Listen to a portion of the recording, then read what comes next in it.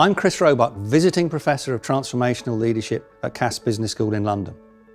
And for over 30 years, I've been operating in executive and advisory roles to help organisations get the best through their people and deliver success.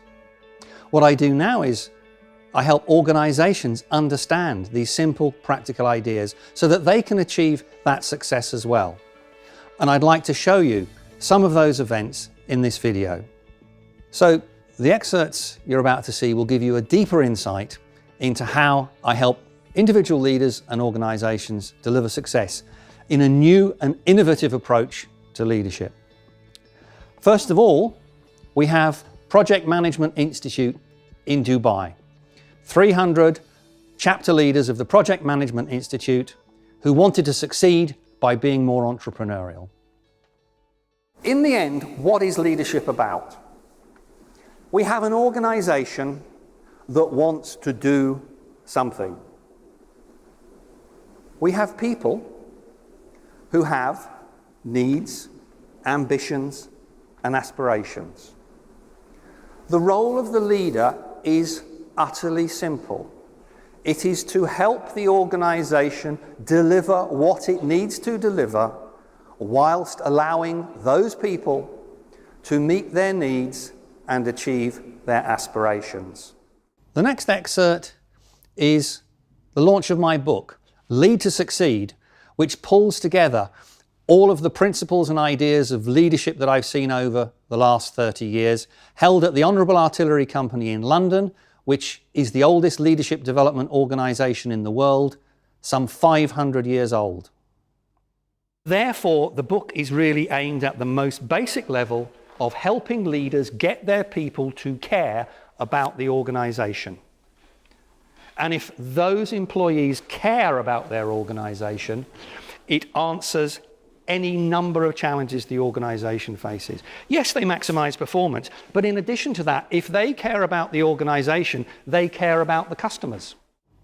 Here we are in Lloyd's of London, the heart of the global insurance market, where I was chairing a panel with leading chief executives for an audience of chief executives talking about how they can make leadership really work in financial institutions in the City of London. As leaders, we need to remember that the people who work for us and with us spend more time with us of their waking time often than they do with their families. And as such, the decisions that we make impact directly on their lives to a very, very significant degree, and indeed impact upon their families. So it's my view that actually those who are in leadership positions need to never forget that responsibility. And the list is always the same. 所有的这个领导人最后给出来的，我们集合起来了之后总结出来的这个好的领导的特征都是一样的。Anywhere in the world. So now let's have a look at some of my television work.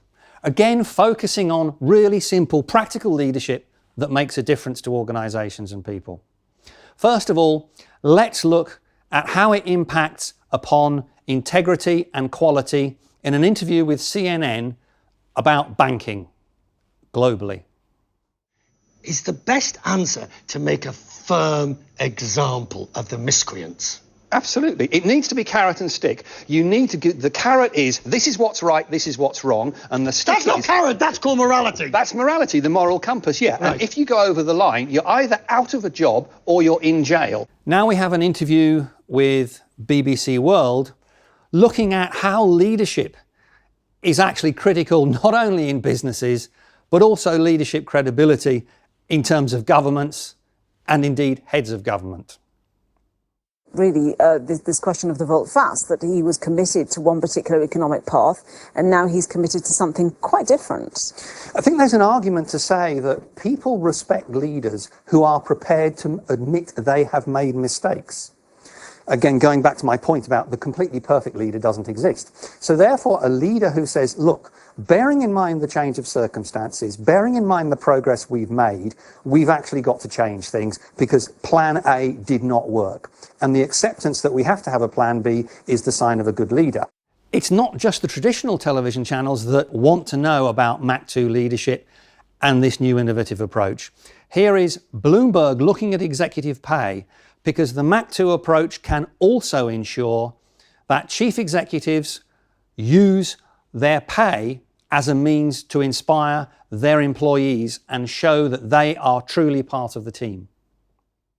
Now, it's fair to say that even some in the banking industry are saying, in relation to bonuses for what could be described as average performers, it's actually pretty easy for those average performers to get a bonus. And some people are suggesting that for those performers, we need to benchmark back down.